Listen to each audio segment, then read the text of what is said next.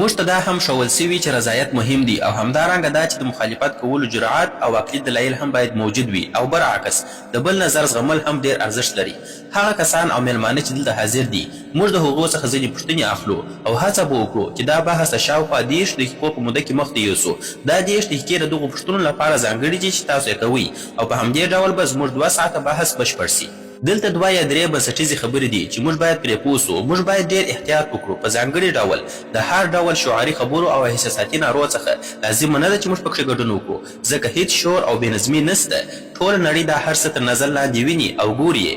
که څوک غواړي وګوري او قضاوت وکړي نو باید خپل وقار، طرز او دریځ وساتي. موږ باید داسې بیلګه وګرځو چې خلک زموږ څخه یو څه زده کړي او له دې ځای څخه ډک لاسونه ولاړ سي. لیکوالان او فکري خلک تل یو د بل سره موافق او مخالف وي، کله یو د بل نظر مني او کله اختلاف ورسره کوي. یوه خبره باید وکړم، دلته زما د پوهنتون استاد پرویشتم اګروال صاحب هم ناست دی. هغه استاد چې موږ ته په ټولګي کې داسې راکاوه او موږ ته دا مهم اصل را زده کړ چې رضایت او همدارنګه جرأت او پوهه دواړه ډېر ارزښت لري. دا خبره واقعا ډېر مهمه ده. دوهمه خبره دا ده، دا بحث د هیڅ یو ځانګړي دین په اړه نه دی. په دې کې هیڅ اختلاف نشته او دا باید ټولو ته روښانه وي. دا بحث نه د کوم دین د ستاینې لپاره دی او نه هم د دین د سپکاوي لپاره. نو که څوک دلته د همدې نیت سره راغلي وي، زه غواړم هغوی ته ډاډ ورکړم چې تش لاسونه به له دې ځای څخه ستانه سي. په دې بحث کې د دیني نښو او سمبولونو ډېر استعمال سوی دی او د دې 2 کسانو په اړه هم خبرې کوو. اوس تاسو هغوی جدي ونیسئ. خو دا دواړه ډېر ښه خلک دي. موږ پرون ماښام د شای لپاره سره ناست وو، ډېر خندونکي حالت او مجلس وو. د دوی ترمنځ دا هم وسول چې عکس واخیستل سو. همدارنګه د عکس اوس په انټرنیټ کې لاس په لاس کیږي. همدا خبره د خلکو ترمنځ ګرمه سوې ده. دا دواړه کسانو د یو ارام، متوازن او سوکاله بحث لپاره موافقه وکړله. د ټویټر خبرې یوازې د ټویټر پرې محدود دي، که څه هم ایلن ماسک اوس دې ته ایکس وایي. اوس زه غواړم دا بحث له دې علماو او پوهانو سره راپیل کړم. که څه هم دوی پیژندنې ته اړتیا نه لري، خو بیا هم د ژورنالیزم د اصولو له پلوه پیژندنه ضروري ده. زموږ سره مفتي شمعل ندوي صاحب موجود دی. یو اسلامي عالم او علمي شخصیت دی. له کلکتې سره تړاو لري. هغه د واهن فاونډیشن بنسټ ایښودونکی دی. د لکنو ښار اوسیدونکی دی او د معتبرو دیني مدرسو له ډلې څخه د دارالعلوم له دولة العلماء څخه فارغه سوی دی. هغه ټولنیزې زده کړې هم کړي دي. په ټولنیزو رسنیو کې فعاله ونډه لري. په عامو فورمونو کې تدریس کوي، فکري بحثونه کوي. او زموږ سره بل جاوید اختر صاحب دی. جاوید اختر صاحب یو نامتو شاعر لیکونکی، سندره ویونکی او نثر لیکونکی دی. د فلمونو لپاره مکالمې هم لیکي او ګڼ مشهورې سندرې هم لیکلي دي. تر دې هاخوا هغه د علمي تفکر، عقلانیت او د الحاد ښکاره بیلګه دی چې د الحاد په اړه پراخ نظر لري. ښاغلو، د ټولو دا پوښتنه چې آیا خدای سته، هر څوک هڅه کوي جواب یې پخپله پیدا کړي. ځینې خلک د هغه په ذریعې پسې ګرځي چې ورته د خدای ذره وایي او ځینې په نورو کشفیاتو پسې ګرځي. دا پوښتنه هڅه کوي دا تشریح کړي چې کائنات څنګه د مادې بڼه خپله کړې، د پیدایښت او وخت څخه مخکې څه وه او د عقل او دماغ کشفیات پکښې څه دي، د طبیعت په بهیر کې څنګه دا واده کوي. زه هیله لرم چې نن به موږ دا بنسټیز اصول زده کړو او خپلو پوښتنو ته به ځوابونه پیدا کړو. د لومړي کس ته بلنه کوم چې سټیج ته راسي. مفتي شمعل ندوي صاحب، مهرباني وکړئ راسي.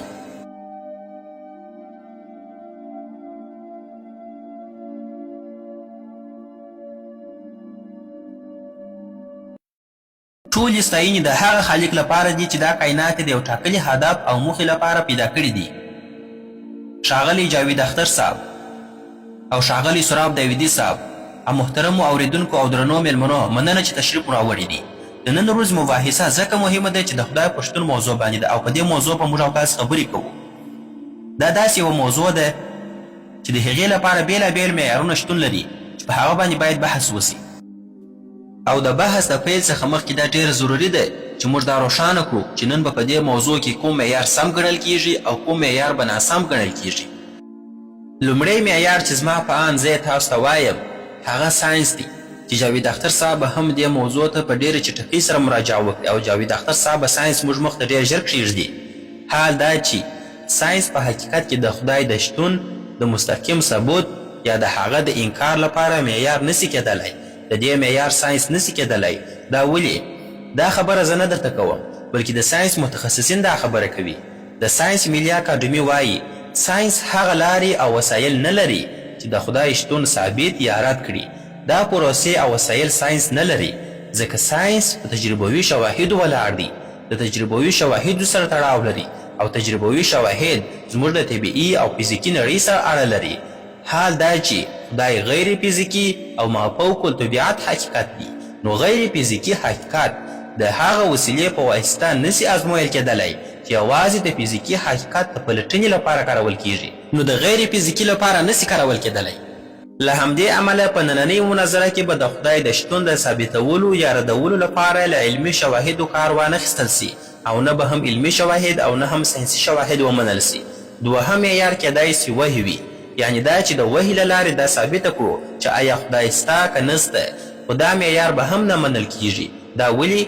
ځکه چې وحی زما له نظره د پوهې یوه معتبره سرچینه ده، خو زموږ د محترم جاوید اختر صاحب له نظره دا د پوهې معتبره سرچینه نه ده، هغه یې نه مني. نو له همدې امله به نن زه په دې مناظره کې د هیڅ دیني کتاب یا مذهبي کتاب څخه هیڅ یو متن وړاندې نه کړم تر څو هغه د جاوید اختر صاحب لپاره د منلو وړ نه وي. نو هیڅکله به داسې مذهبي څه وړاندې نه کړم چې د جاوید اختر صاحب لپاره د منلو وړ نه وي.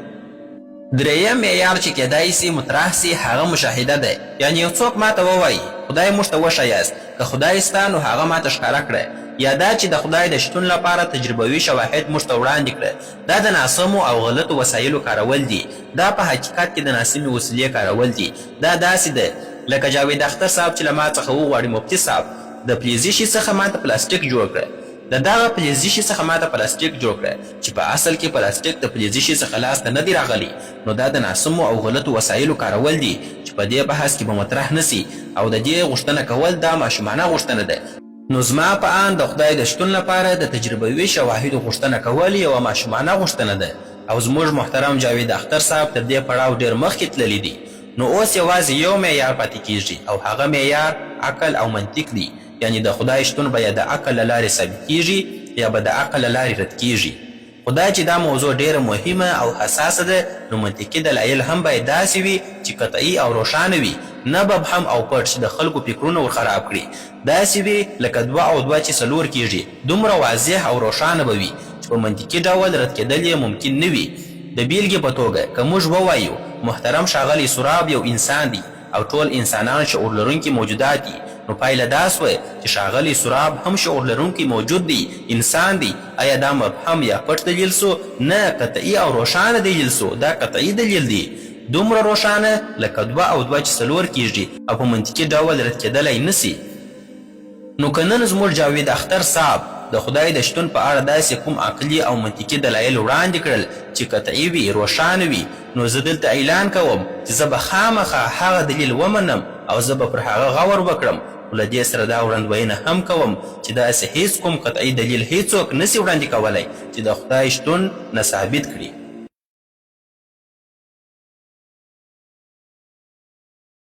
موږ به دلایل وړاندې کوو او قطعي دلایل به وړاندې کوو، منطقي دلایل به وړاندې کوو، داسې دلایل به وړاندې کوو چې ټوله الحادي نړۍ هم رد کولی نسي.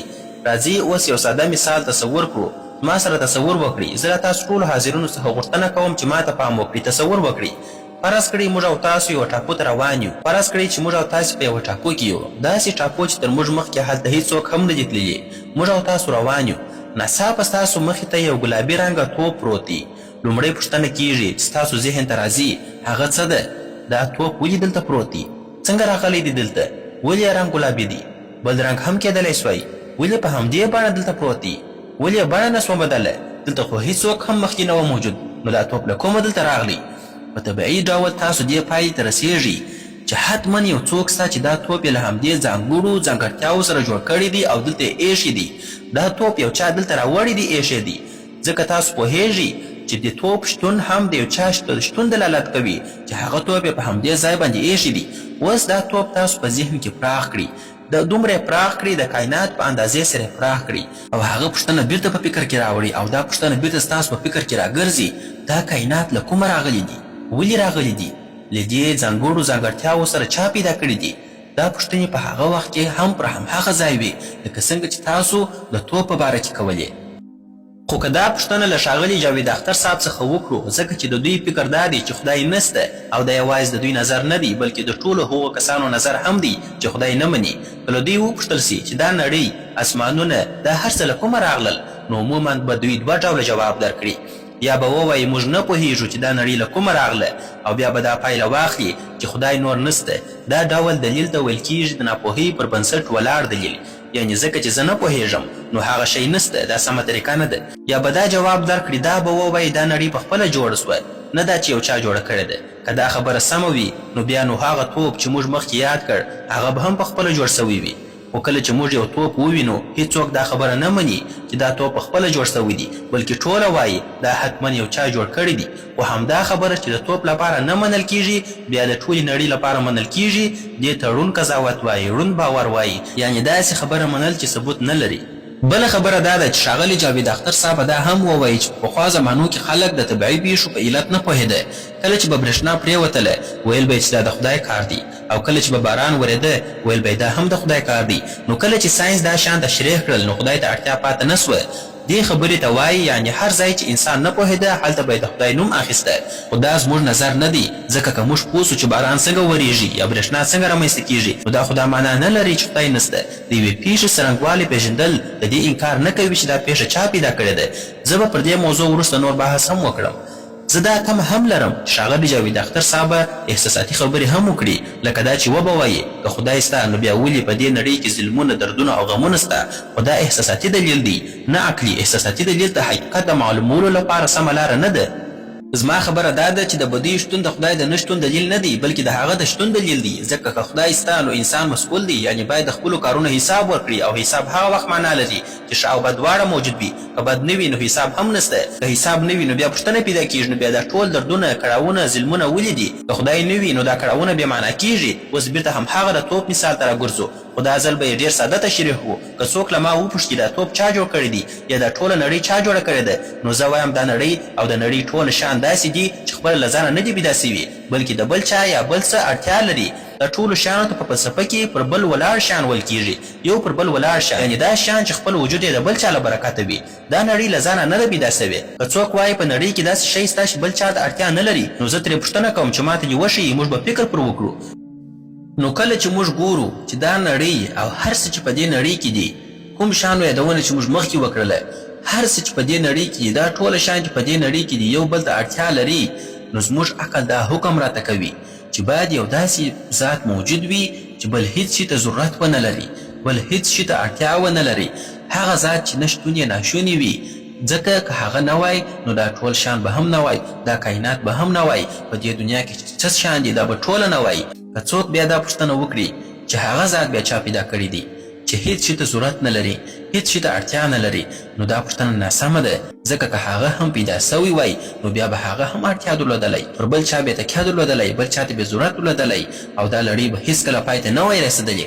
عقل دا خبره نه مني. نو باید یو داسې ذات وي چې له پیله موجود وي، تل موجود وي، بې نیازې وي، هیڅ شي ته ضرورت ونه لري، بل چا باندې تکیه ونه لري، پر هر څه برلاسې وي، ځواکمن وي، پوه وي، او پر هر څه باندې برلاسې درلودونکی وي، او پر هر څه باندې بنسټ ایښودونکی وي، د هر څه جوړونکی وي، پر هر څه باندې برلاسې وي، او د هر نظم او قانون ټاکونکی وي. ځکه دا نړۍ په ډېر نظم ټاکلو، قوانینو او دقیقې اندازې سره روانه ده. دا نظم بې له پوه او ځواکمن جوړونکي نسي کېدلی، او دا ځواکمن ذات او پوه ذات همدا هم هغه ذات دی چې موږ یې خدای بولو. مننه. زه د دې دلایلو وروسته د جاوید اختر صاحب څخه غوښتنه کوم چې د جواب لپاره سټیج ته راسي. مهرباني جاوید اختر صاحب.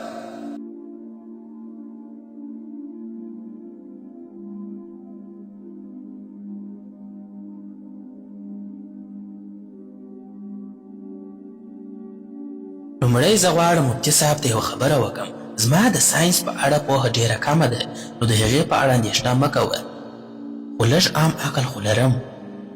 د خدای د تصور خبره کومه نوې خبره نه ده. دا له ډېره پخوا وختونو راهیسې د انسان په ذهن کې موجوده ده. ځینې دینونه 3000 یا 4000 کاله عمر لري، خو انسان له لسګونو زرو کلونو راهیسې ژوند کوي. انسان هغه مخلوق دی چې موږ یې نن یعنې اوسني انسانان بولو، یعنې همدا ننني انسانان، نه بل ډول. انسان تل د ژوند په اوږدو کې د یو ډول عقیدې یا دین لرونکی پاتې سوی دی. دا دینونه د ناپوه خلکو نه وه، دا دینونه د هغو قومونه وه چې ډېر پوه او هوښیار خلک یې درلودل. د یونان خلک وه چې ستر فیلسوفان یې درلودل، د مصر خلک وه چې لوی هرمونه یې جوړ کړل، د روم خلک وه چې لوی ښارونه، ودانۍ، د خلکو مشورتي مجلسونه او د ولسواکۍ لومړني اصول یې جوړ کړل. که څه هم د هغوی ولسواکي پوره نه وه، خو بیا هم واک یې درلودی. دغو خلکو خپل خدایان درلودل، او پر هغو یې هغومره باور درلودی لکه نن چې یو دیني انسان یې پر خپل خدای لري. د عیسویت له راتګ څخه مخکې په اروپا کې بل مذهب و. هغوی یو خدای درلوده، ښځې یې درلودلې، زامن او لورګان یې درلودلې. خو کله چې نوی دین راغی نو هغه پخوانی خدای او ټول تصور یې له منځه ولاړې. که تاریخ ته وګورو نو وینو چې د خدایانو تصور بدل سوی دی. هغه خلک چې پر پخوانیو خدایانو یې باور درلود ناپوه نه وه، بلکې د خپل وخت ډېر هوښیار او پوه خلک وه. خو پوښتنه دا ده چې نن د هغوی دینونه او خدایان چیرته دي؟ نن چې خلک پر کوم خدای باور لري له کومه معلومه ده چې څو کاله وروسته به هم همدا باور پاتې وي؟ موږ وینو چې په اروپا کې کلیساوې تشې دي، وخت تېرېږي، فکرونه بدلیږي. اوس راځو د دین اصل ته. هر دین له انسان څخه یو شی غواړي، هغه دا چې بې له دلیله باور وکړي. د بې دلیله باور څه ته وایي؟ د باور او ایمان ترمنځ توپیر دا دی. ما شمالي قطب ځای نه دی لیدلی، خو باور لرم چې ستا. ولې؟ ځکه خلک هلته تللي دي. نقشې ستا، دلیل ستا. دا بې دلیله باور نه دی، دا پر دلیل ولاړ باور دی. خو دین له انسان څخه غواړي چې داسې خبرې ومني چې نه دلیل لري، نه ثبوت لري، نه شاهد، نه منطق، یوازې دا چې ویې مني. دې ته بې دلیله باور وایي. که دلیل وای نو بیا به دا ساده منل وه، نه بې دلیله باور. که زه پر داسې خبرې باور وکړم چې نه منطق لري، نه دلیل لري، نه ثبوت لري، نه شاهد، نه کوم سند، او بیا یې ومنم، نو دا ټوله ناپوهي ده. که سبا زه دا یقین وکړم چې ایلن ماسک زما ورور دی، زه به ډېر خوشحاله سم او آرام به پیدا کړم. خو که څوک راته ووایي ولې یې منې، ثبوت یې څه دی؟ هغه خو امریکایي دی او ته هندی یې، نسل مو هم جلا دی. نو زه ورته وایم دا زما ایمان دی. دا د ایمان معنا ده هغه څه چې ثابتول یې ممکن نه وي. که ثابتول یې ممکن وي نو بیا ایمان ته اړتیا نسته.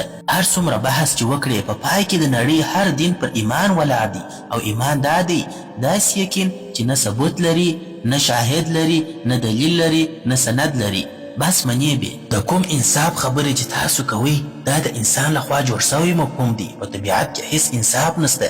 که یو توپان راسي ونې ونړوي یا حیوان یو بل حیوان وخوري، هغوی ته انصاف نسته، هغوی زندان ته نه ځي.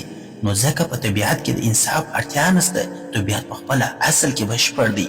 اوس که موږ ووایو صاحبه دا وګوره ما دا خواړه وخوړل، ما ته یې زیان ورسوه، آیا هغه ته سزا ورکول کېږي؟ نه، ځکه چې دا یو سیسټم دی، همداسې روان دی. په طبیعت کې بې له انصافه، انصاف یو انساني تصور دی. نو یو څوک چې تاسو ته وایي زه به تا ته انصاف درکړم، دا د انسان د ذهن پیداوار دی، نه طبیعي او نه آسماني. د طبیعت تصور او د انصاف تصور سره یو نه دی. وروره تاسو ټوله یو ځای روان یاست. اوس که تاسو چپلاسې موټر وچلوئ، په چپه لاس ولاړ سئ، نو څه به پېښ سي؟ که داسې وسي نو تاسې به حادثه وکړي، یو څوک به ووژل سي، ترافیک به بند سي.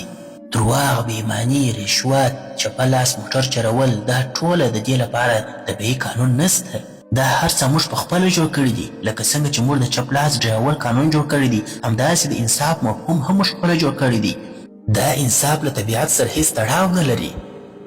ځینې خلک وایي چې طبیعت په خپله خدای دی، خو که طبیعت خدای وي نو په طبیعت کې خو هیڅ انصاف نسته. او تاسو بیا وعده کوئ چې انسان ته به له مرګ وروسته انصاف ورکول کیږي. که ما ته انصاف راکړه سي نو زه به ډېر خوشحاله سم، خو زه باور نسم کولی، ځکه چې زه په خپل ځان کې ایمان نسم پیدا کولی. همدا حقیقت دی چې دینونه له انسان څخه د ایمان غوښتنه کوي. دا په خپله دا معنا لري چې د هغو سره پوره دلیل او جواز نسته، سند نسته. شراب چې دی هغه په ډیرو درملو کې کارول کیږي، او په یو سروي کې په امریکا کې سوی دی ویل سوي چې د اوږد عمر خلک څوک دي. په یوه خوا کې هغه خلک و چې هیڅ شراب یې نه څښل، او په بله خوا کې هغه خلک و چې بشپړ بوتل شراب یې څښل. تر ټولو اوږد عمر د هغو خلکو و چې د په ورځ کې به یې یو ګیلاس یا 2 ګیلاسه شراب څښل او خواړه به یې ورسره خوړل. خو بیا هم موږ شراب بد ګڼو، او زه یې په خپله بد ګڼم. ولې؟ ځکه چې داسې نه کیږي. ځینې شیان عادت کیږي او همدا عادت ورو ورو زیاتیږي. تر اوسه پورې تاسو داسې څوک نه دی لیدلی چې شیدې وڅښي او 10 کاله وروسته هماغه یو ګیلاس شیدې څښي. داسې نه کیږي چې له سهاره تر ماښامه یو ګیلاس څښي. نو مذهب هم د شرابو په څېر دی چې ورو ورو زیاتیږي. لکه څنګه چې سرطان زیاتیږي، لکه څنګه چې شراب زیاتیږي، همداسې زیاتیږي او عادت کیږي. نو که دین په اعتدال کې وي، کیدای سي انسان د ځینې ښې لارې ور وښیي، خو که ډېر سي زیان رسوي. لکه ځینې شیان چې لږ ګټه لري خو ډېر یې زیان لري. زه باور لرم چې مفتي صاحب له هغو کسانو څخه دی چې دین یې په سمه اندازه کارولی دی او زه خوشحاله یم چې ورسره ومې لیدل. خو که نړۍ ته وګورو نو ډېرې بدمرغۍ د هغو خلکو له لاسه سوي دي چې ځانونه یې ډېر دیني معرفي کړي دي. اوس ما وخت پوره سو. مننه.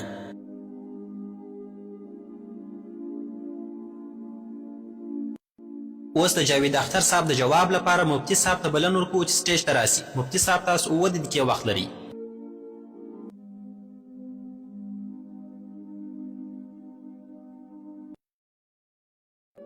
لومړی خو مننه او تر هر څه مخکې د محترم جاوید صاحب خبره را اخلم. جاوید اختر صاحب وویل چې خدای پانی دی ځکه ډېر مذهبونه راغلل او لاړل. ځینو خلکو یوه سیاره خدای وبله، ځینو بل څه. زما خبره دا ده چې هر څوک چې کوم محتاج او تړلی شی خدای وبولي په خطا کې دي، ځکه محتاج شی خدای نسي کېدلی، هغه خدای نه دی، خدای کېدلی نسي هغه. موږ دلته د هغه ذات د ثابتولو لپاره ناست یو چې وجود یې حتمي دی، چې هیڅ شی پر ولاړ نه دی بلکې هر څه پرې ولاړ دي. موږ د هغه اصل خبره کوو چې تلپاتې له پیله موجود او بې پایه دی. موږ د بل چاره ثابتولو لپاره نه یو راغلي. دوهمه خبره دا وسوه چې ایمان او باور څه ته وایي. د ایمان دا تعریف نوی نه دی، دا خبره مخکې هم سوې ده. دا لومړی ځل نه دی چې دا تعریف وړاندې کیږي. دا خبره مخکې یو مشهوره لیکوال هم کړې ده او زه پوهیږم چې دا خبره له کومه راغلې ده. د پوهې له پلوه تاسو نسي کولی ایمان او باور داسې جلا کړئ. ایمان هم سم کېدای سي او هم ناسم، باور هم همداسې هم سم کېدلی سي او هم ناسم. هر هغه ایمان چې د عقل، دلیل او نښو پر بنسټ ولاړ وي هغه سم ایمان دی. او که څوک د داسې ایمان خبره کوي چې بې عقلي وي او هیڅ دلایل ورسره نه وي نو موږ هم د همهغه خبرې سره موافق یو. موږ هم داسې ایمان نه منو. موږ د هغه ایمان منونکي یو چې تر شا یې عقل وي او نښې وي. نو لکه څنګه چې باور سم او ناسم کېدلی سي، ایمان هم سم او ناسم کېدلی سي. نن زموږ بحث دا نه دی چې ایمان او باور کې توپیر څه دی. نن خبره دا ده چې حق څه دی. که څوک باور ومني که ایمان، اصل خبره دا ده چې کوم یو سم دی او کوم یو ناسم دی. ناسم ایمان څه دی، ناسم باور څه دی، همدا زموږ د بحث موضوع ده. بله پوښتنه دا وسول چې که دین او ایمان حماقت نه وي نو حماقت څه شي دی؟ زما په آن تر ټولو لوی حماقت دا دی چې څوک خدای نه مني. دا تر ټولو لویه ناپوهي ده. د دې مثال داسې دی، تصور وکړئ چې تاسو پر سړک روان یاست، یو باغ ته ننوځئ او هلته ووینئ چې په ګلانو لیکل سوي دي زه د جاوید اختر سره مینه لرم. اوس پوښتنه دا ده آیا تاسو به ووایئ چې دا لیکنه په خپله جوړه سوې ده؟ چا جوړه کړې ده؟ نه، دا په ښکاره ډول یو جوړښت دی او د هر جوړښت تر شا یو جوړونکی سته. نو که څوک دا ساده خبره نه مني چې دا دومره منظم کائنات چې په ډېر دقیق ډول روان دي په خپله جوړ سوي دي، زما په آن له دې څخه لوی حماقت او ناپوهي بله نسته. دا خبره بېعقلي ده. بیا وویل سول چې ته په توپ تمرکز کوې نه پر ټاپو. خو زما د توپ مثال همدا د دې لپاره دی چې وښیم ټاپو چا جوړه کړې ده. توپ هم محتاج دی، ټاپو هم محتاج ده. دواړه د هغه ذات غوښتونکي چې په خپله محتاج نه وي. وروسته دا هم وویل سول چې په طبیعت کې انصاف نسته. موږ په خپله پرېکړه کوو چې اخلاق څه دي او انصاف څه دي. لکه د ټرافیک قوانین، دا خو خدای نه دي ویلي. دا خبره سمه پرتله نه ده، دا د فکر تېروتنه ده. د ټرافیک مثال د شخصي اخلاقو دی، د عامو او حتمي اخلاقو نه دی. او دا شخصي اخلاق او قانون د خلکو لخوا جوړیږي او انصاف عام او حتمي اصل دی. که څوک وایي چې په طبیعت کې انصاف نسته نو بیا ولې موږ په نړۍ کې دومره هڅه کوو چې انصاف راولو؟ که بې انصافي طبیعي وي نو طبیعت یې همهغسې پاته سي. دا خبره خپله له عقله لیرې ده. ځینې کارونه په اصل کې بد وي او ځینې ښه وي. دا بدوالی او ښهوالی بدلېدونکی نه وي. خو ځینې کارونه داسې وي چې خلک یې د ټولنې د هوکړې او یا د شخصي خوښۍ له مخې ښه یا بد بولي. خو انصاف چې دلته پرې بیا بیا خبرې وسوې دا عام او حتمي اصل دی، شخصي نه دی. که څوک وایي دا هم د خلکو په خوښه بدلیږي نو زما پوښتنه دا ده که خلک سره هوکړه وکړي چې ظالم سم دی نو آیا ظالم به سم سي؟ وروستۍ خبره دا وسوه لکه شراب چې لږ وڅښل سي نو اغېز یې زیاتیږي. همدا حال د دین او مذهب هم دی. خو که دا مثال د خدای په شتون د نه منلو لپاره وکارول سي نو که څوک لږ لږ بې خدایي ومني نو پایله به یې داسې ټولنه وي چې هر څه به پکښې زور او ظلم وي. مننه.